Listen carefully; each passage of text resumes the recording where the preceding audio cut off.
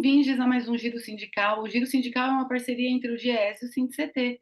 O GES é o Departamento Intersindical de Estatística e Estudos Socioeconômicos e SINDIC-CT é o Sindicato Nacional dos Servidores Públicos Federal da área de Ciência e Tecnologia no setor aeroespacial. Este programa vai tratar de um tema que atinge todos os trabalhadores e trabalhadoras do país.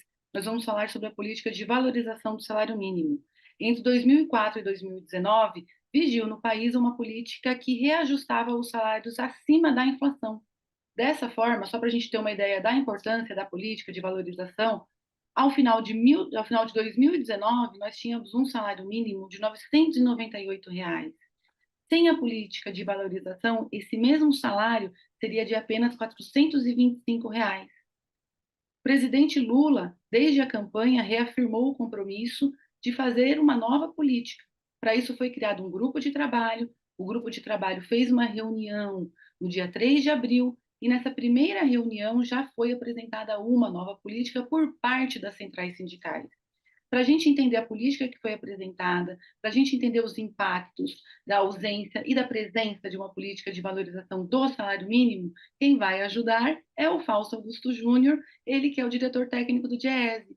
Fausto, muito obrigada e bem-vindo mais uma vez ao Giro Sindical. Eu que agradeço o convite de novo, Renata. É sempre um prazer poder estar aqui conversando e conversar sobre um assunto tão importante, né, que é a política de valorização do salário mínimo no momento em que ela está em discussão.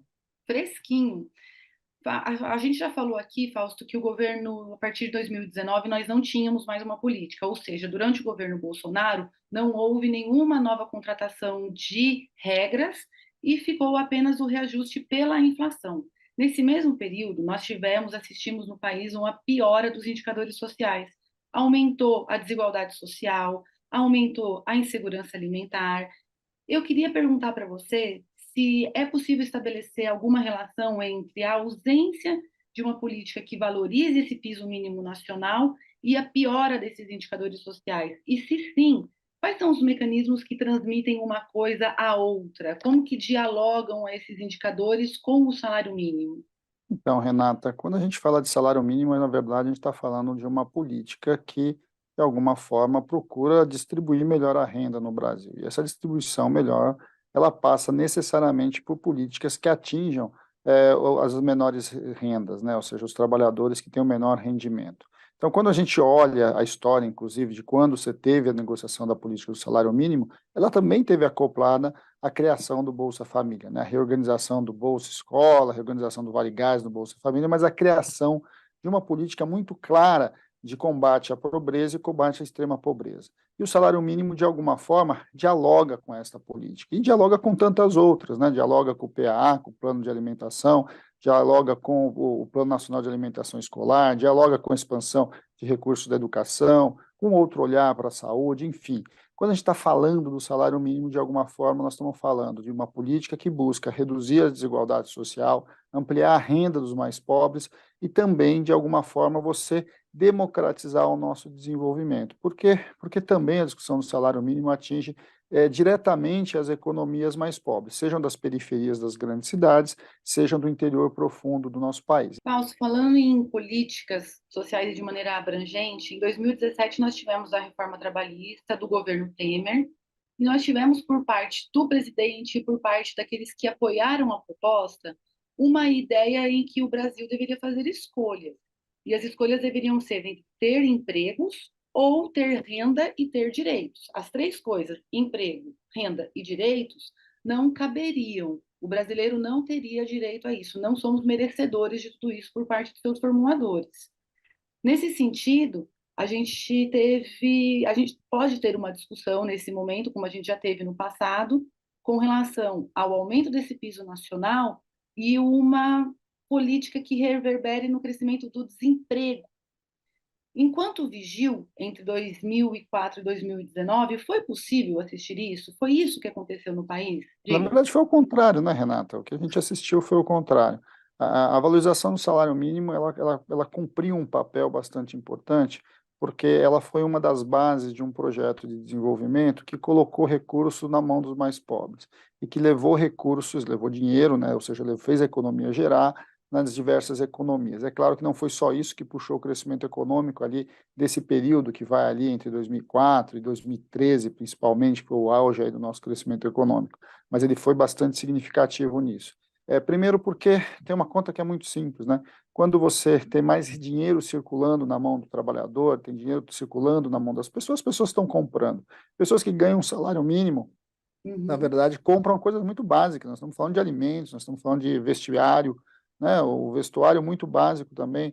Nós estamos falando de condições mínimas ali de sobrevivência. Então, de alguma forma, nós estamos falando de reaquecimento de cadeias que são muito rápidas, de certo modo, do mercado, inclusive se autoinvestir e ali construir minimamente mecanismos para que ele possa suprir essas demandas. E é também por isso, entre outras coisas, que também a gente não viu a geração de inflação, que é uma outra coisa que se fala muito. O salário mínimo pode gerar inflação.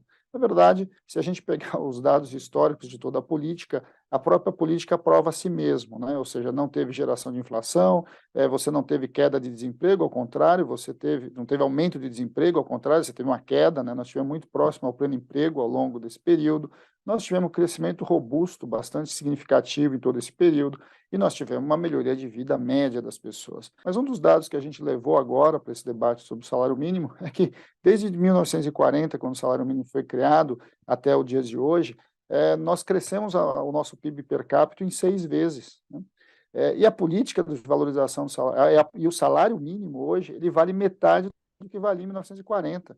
Então, na verdade, se fosse real, ou seja, se a gente tivesse, na verdade, nos booms de crescimento da produtividade do Brasil, distribuído renda, tivesse uma política ativa de colar ali o crescimento econômico à valorização salarial, o Brasil muito provavelmente teria superado os seus limites do subdesenvolvimento. Muito bem, então, feito um balanço agora nesse primeiro bloco do período que vigiu uma política, no segundo bloco a gente vai falar sobre a proposta que foi apresentada no último dia 3 de abril. Continue com a gente, o Giro Sindical faz um intervalo e volta já.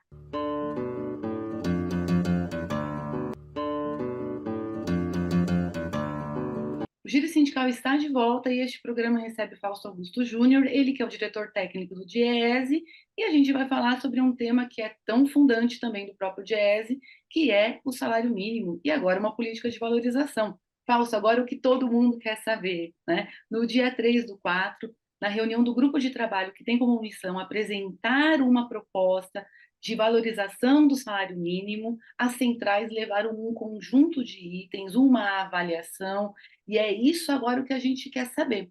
O que é que foi apresentado?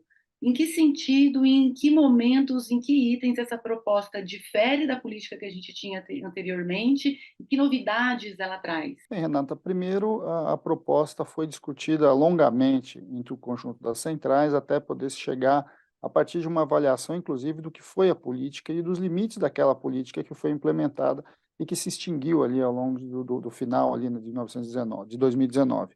A primeira questão que foi discutida, que foi debatida e que foi levada é que nós precisamos ter uma política de longo prazo. Uma política de longo prazo significa que a gente precisa ter uma meta e essas talvez seja a base de toda a construção que foi apresentada, então, ali na mesa com o governo. A proposta é uma proposta de 30 anos, ou seja, em 3 décadas, espera-se que a gente esteja num outro patamar de salário mínimo e que, consequentemente, vai colocar o Brasil num outro patamar de renda e que a gente espera que seja um outro patamar de produção de riqueza em todo o nosso país. E como meta, se propôs uma coisa muito simples, quero que o salário mínimo volte, daqui 30 anos, ao patamar que ele tinha em 1940. Ou seja, que a gente voltasse a um patamar de em torno de R$ 2.450, que seria o valor do salário mínimo de 1940 atualizado. E por que isso? É porque quando o salário mínimo foi criado, ele foi criado para garantir o mínimo de renda para uma família, garantir habitação, garantir alimentação, garantir uma vida razoável dentro inclusive de um padrão de consumo muito inferior ao padrão de consumo que nós temos hoje nas diferentes classes, né? Isso é bastante importante. Então, é razoável a gente trabalhar com a ideia de que voltar a um patamar que nunca nós deveríamos ter saído é a base do crescimento, a base do nosso desenvolvimento. E por que 30 anos, né? Porque nós trabalhamos com uma meta também bastante simples. O Brasil cresceu desde o Plano Real, ou seja, desde 94 até 2022, ou seja, nos últimos 28 anos, nós crescemos uma média de 2,4%. Ou seja, se o salário mínimo crescesse de maneira real, todos os anos, 2,4%, que foi a média dos nossos últimos 30 anos, a gente atingiria essa meta de atingir os R$ 2.450 de salário mínimo real, ou seja, o salário mínimo de 1940. Né? Como meta também, a gente trabalha a ideia de que num prazo um pouco maior, em torno de 34, 35 anos, nós podemos chegar à metade do salário mínimo do Diese, que é construído aí para uma família e que, de alguma forma, poderia garantir ali uma renda um pouco mais equivalente às necessidades da classe trabalhadora. Então, trabalhar com o longo prazo foi importante. E aí isso definiu-se a tese de que nós precisamos buscar um piso de aumento salarial. Então, a tese é: volta-se à política anterior, paga-se a inflação, né, o INPC do ano anterior, atualiza-se, mais o PIB dos 2 anos anteriores, mas baseado num piso, e esse piso é 2,4%. E aí, o que significa ter um piso? Significa que se o PIB for 4%, o reajuste do salário mínimo vai ser 4% de aumento real. Se o PIB for 1%, o reajuste vai ser de 2,4%. E por que a gente está trazendo essa discussão do 2,4, inclusive? A gente está trazendo essa discussão do 2,4 porque é preciso que a sociedade brasileira como um todo faça o debate das suas metas de crescimento. Não é possível que a gente tenha metas de inflação que coloque o Brasil com uma taxa de juros, com a maior taxa de juros reais do mundo, e a gente não tenha nenhuma meta de crescimento econômico, que a gente não tenha nenhuma meta de melhoria da renda das pessoas, de melhoria de vida das pessoas. Então, ter como um patamar mínimo, uma meta mínima anual de 2,4% de aumento do salário mínimo, também é uma forma da gente dar o recado para a sociedade que é preciso que a gente garanta, no mínimo, um crescimento econômico que é o equivalente ao que nós crescemos nos últimos 30 anos. E que não é suficiente, nós sabemos que não é suficiente, é muito aquém da nossa necessidade. Mas se nós não dissermos isso, como é que a gente faz o enfrentamento do que nós estamos vivendo, por exemplo, com a discussão da meta da inflação? É fundamental que a gente traga esse debate para nós nesse momento. Bem, essa é a base da política, ou seja, nos próximos 30 anos, então, você tem inflação, você tem PIB, mais um piso aí de 2,4. E a ideia é que essa política possa ser renovada, possa ser rediscutida a cada 10 anos. Por que a cada 10 anos? Porque a cada década você tem ciclos econômicos diferentes e que a gente pode debater, acelerar ou compensar essa questão do salário mínimo. Agora, para o governo Lula, foi apresentada algo um pouquinho diferente, porque o governo Lula tem um compromisso muito claro do presidente, inclusive anunciado tanto no seu programa de governo quanto por ele próprio em vários momentos depois da posse, de que o salário mínimo é uma prioridade, né? Que precisa colocar o pobre no orçamento e o rico no imposto de renda. Eu acho que essa é uma frase que nós devemos usar como mantra de todos nós aqui. E para o governo Lula, o que está sendo proposto não é muito mais do que foi feito ao longo dos governos Lula e Dilma, em que o salário mínimo foi ajustado ao ano, em média, 4,8%. O que as centrais fizeram como proposta é que a gente colocasse até um ponto a menos, ou seja, garantir um aumento real mínimo ali de em torno de 3,8% ao ano.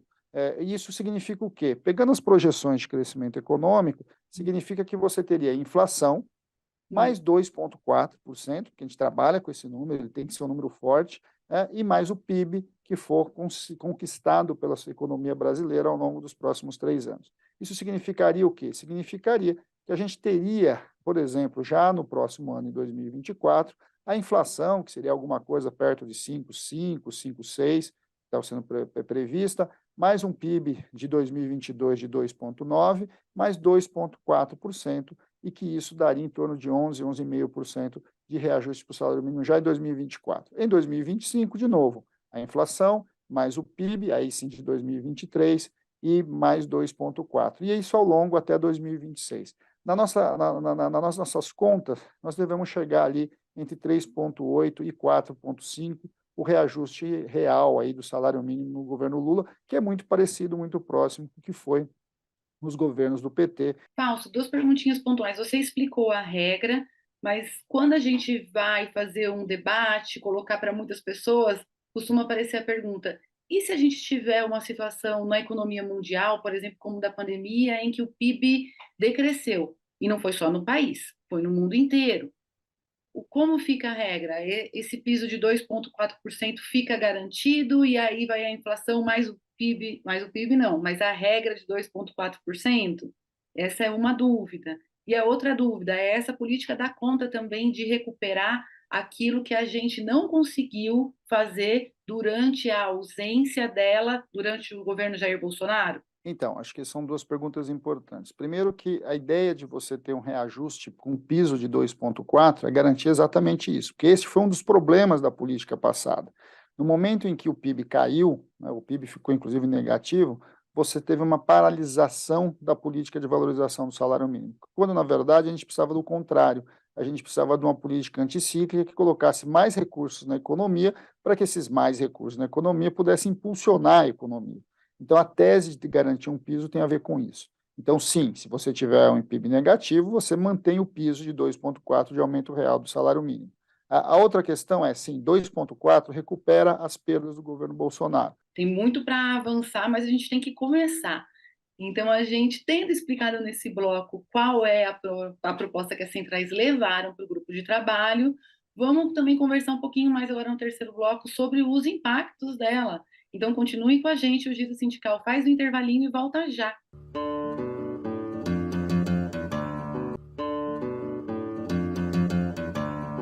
O Giro Sindical está de volta e conta hoje com a presença do Fausto Augusto Júnior, ele que é o diretor técnico do Diese, e a gente está fazendo aqui uma conversa sobre a política de valorização do salário mínimo. Fausto, o salário mínimo também ele é o piso do benefício previdenciário, que atinge quase 60 milhões de pessoas, entre homens e mulheres, em todo o canto do país, inclusive em rincões onde é praticamente uma das únicas políticas públicas que chegam, né? A gente está em meio a uma discussão de um novo arcabouço fiscal. Então, é de se imaginar que aqueles que defendem o Estado mínimo ou o Estado inexistente, sobretudo para os mais pobres, sobretudo para aqueles que mais precisam, podem levantar alguma questão a respeito de se o salário mínimo ele cabe no novo arcabouço fiscal, sobretudo pelo aspecto da previdência, que é uma conta bastante considerável do governo, tendo em vista a nossa população, mesmo que o salário seja tão baixo. Vocês já avaliaram, qual é a sua avaliação sobre o impacto da elevação do salário mínimo para as contas públicas, em meio a esse momento particular que nós estamos? Então, Renata, a gente precisa superar, e aí eu vou pegar um pouco a fala do presidente, a gente precisa superar esta ideia de gasto social, né, vis-à-vis investimentos, né, que eu acho que é uma grande discussão. Quando você compra um tanque de guerra, isso vira investimento. Quando você coloca recursos na mão do pobre, isso vira um gasto. Eu acho que nós precisamos fazer esse debate, sim, esse debate bastante relevante. E por que disso? Porque, primeiro, se eu colocar toda a conta só na elevação do salário mínimo, enquanto ele vai custar nos custos da previdência, é óbvio que vai ter aumento, né? É óbvio que vai aumentar o gasto, porque essas pessoas vão ganhar mais e esse recurso precisa vir de algum lugar. Mas fala-se muito pouco sobre quanto você aumenta da arrecadação, por exemplo, né? Fala-se muito pouco de como a economia que é gerada a partir da elevação dos salários, e o salário mínimo é o início desse processo de elevação da renda, interfere inclusive na arrecadação. Eu vou te dar um dado bem interessante, Renata. Se a gente pegar o período do Plano Real, de novo, aí os 30 anos, né, a gente vai ver que existe uma elasticidade de arrecadação da Previdência que é mais do que o dobro, mais do que dois, quando a gente fala em arrecadação previdenciária. Ou seja, enquanto o nosso PIB cresceu em torno de 50% nesse período, a arrecadação previdenciária cresceu 120%. Salário mínimo, ele está longe de ser um problema fiscal. Na verdade, ele é um mecanismo de viabilizar crescimento econômico e efetivamente equalizar a nossa dívida. Então, é nessa linha que a gente precisa. Ninguém faz esse debate de quanto que vai ser o custo fiscal, quanto a taxa de juros fica em 13,75, né? Porque, afinal de contas, a gente só discute o primário. Mas, na verdade, a gente está gastando, para você ter uma ideia, mais de 500 bilhões só de juros. 500 bilhões, Renata, é muito mais do que a gente gasta em saúde e educação juntos no nosso país. E a gente, de fato, precisa fazer esse debate. Nós precisamos reduzir taxa de juros, sim, e nós precisamos aumentar a arrecadação sobre os mais ricos, sim. Nós temos mecanismos para lidar com a questão fiscal, mas para isso a gente precisa suplantar esta ideia de que colocar dinheiro na mão do mais pobre, dinheiro daquele que menos ganha, como um grande problema. Vamos lembrar, né? Quem ganha salário mínimo normalmente não deposita o seu dinheiro em contas no exterior, não transfere renda para os mais ricos, e são normalmente aqueles que mais pagam impostos, porque os impostos sobre ali o vendido, né, sobre os itens de consumo são muito altos no Brasil em relação ao que a gente vê aí da nossa política de imposto sobre a renda e patrimônio. Considerando o nosso conjunto da classe trabalhadora brasileira, nós temos categorias que têm representação sindical, fazem negociação coletiva e, pela força de suas lutas, conseguem estabelecer um piso da categoria acima do valor do salário mínimo. Como um aumento do salário mínimo e a retomada da política de valorização afeta, se é que afeta, esses pisos que são negociados acima dele? É positivo ou não influi, ou não há uma interferência? Então, Renata, a gente consegue assistir dois movimentos diferentes. O primeiro movimento é que, sim, o salário mínimo tem um efeito de puxar os pisos salariais. É claro que a tendência dos pisos salariais é crescerem é, o equivalente ou muito próximo ao que cresce o salário mínimo. Agora, é claro que isso tem a ver com a dinâmica de cada setor, porque o piso tem a ver com isso. De alguma forma, ele tem a ver com o setor, ele tem a ver com o próprio crescimento da economia, com a força do movimento sindical no processo de negociação. Agora, o salário mínimo ele é um indutor, ele avança e empurra os pisos para frente. Quanto é o tamanho desse crescimento, aí vai depender muito da base de organização e de como o setor está operando ali do ponto de vista econômico naquele momento. O que a gente tem muito claro é que quando você reorganiza as bases salariais, elas influenciam todos os outros salários, inclusive os salários da economia informal. Vamos lembrar, né, uma camada muito informal da nossa população, e que é bastante significativa, são os trabalhadores domésticos, e principalmente as trabalhadoras domésticas. As trabalhadoras domésticas, o Brasil é um dos países é o país que tem o maior número de trabalhadores domésticos no mundo. São mais de 5 milhões de pessoas que trabalham com trabalho doméstico. O trabalho doméstico, na sua grande maioria, é informal, mas apesar de ser grande maioria informal, a referência de renda é o salário mínimo.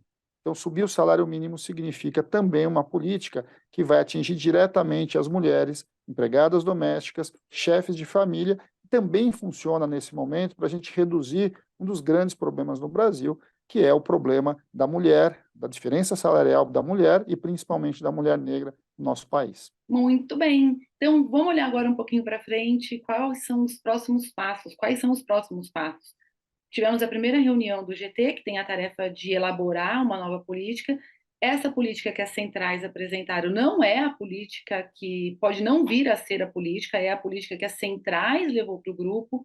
Então, conta para a gente um pouquinho sobre como vai funcionar, quais são os próximos passos do grupo e qual é a previsão. Temos um calendário? Como é que está isso? Bem, as centrais cumpriram a sua tarefa, que é entregar uma proposta, né? Cabe ao governo agora analisar a proposta, trazer a sua proposta, o governo não trouxe uma proposta ainda, e a partir da contraposição entre a proposta dos trabalhadores e a proposta do governo, você tentar construir esse acordo aí ao longo do mês de abril. É, o que está se esperando é que o presidente Lula está em viagem à China na próxima semana, e também dirigentes sindicais, empresários, etc., toda essa comitiva. O cronograma é que, no retorno do presidente da China, que é o Brasil novamente, nós sentamos novamente para discutir essa proposta. E o governo deve trazer a sua proposta. Então, muito provavelmente na semana do dia 17, né, na outra semana, a gente deve estar sentando novamente com o governo e o governo apresentando a sua proposta. O deadline, aí, né, o dia final para o anúncio da política de valorização do salário mínimo é o 1º de maio. O compromisso é que no 1º de maio, ou seja, no Dia do Trabalhador, as centrais sindicais, o presidente da República, o ministro do Trabalho, possam anunciar não só o novo salário mínimo, mas também essa política de valorização.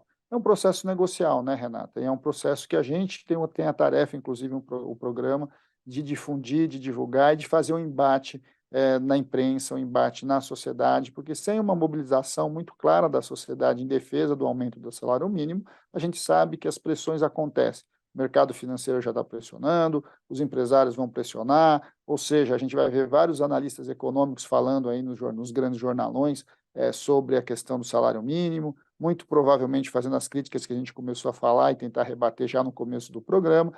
Então é importante que a gente leve esse debate. Cada dirigente sindical, cada dirigente do movimento social tem que fazer a discussão do salário mínimo, tem que pressionar sim o governo, tem que pressionar, porque é no processo de pressão que a gente vai construir uma política que garanta uma sustentação melhor e um aumento mais efetivo para o salário mínimo no longo prazo, mas também no atual governo. Vamos lembrar, é um governo de coalizão, é um governo de disputa, as questões estão colocadas na mesa, mas é um processo de negociação. Vamos lembrar que a política de valorização do salário mínimo, de fato, Renata, ela foi implementada só em 2006. Ela foi implementada em 2006 depois de 3 grandes marchas do salário mínimo a Brasília. Ou seja, você teve ali marchas longas, grandes mobilizações que reivindicaram do governo Lula uma política permanente de valorização. O governo Lula deu aumentos reais desde 2003, mas efetivamente você teve uma luta bastante árdua para conquistar uma política de valorização. E não vai ser diferente agora. Nós precisamos fazer um enfrentamento, temos que fazer a mobilização, e o nosso papel ali na mesa de negociação, no grupo de trabalho, é tentar colocar ali na mesa, na negociação, expressar um pouco dos anseios dos trabalhadores espalhados por todo esse Brasil. Então, teremos um abril bastante movimentado. O primeiro passo é fazer conhecer essa proposta, o que nós já tentamos fazer aqui, o que o Fausto trouxe aqui para a gente, com os detalhes de quem está participando ativamente, e aguardemos os desdobramentos, mas aguardemos não com os braços cruzados, aguardemos com a velha e boa luta sindical que esse país sabe fazer tão bem.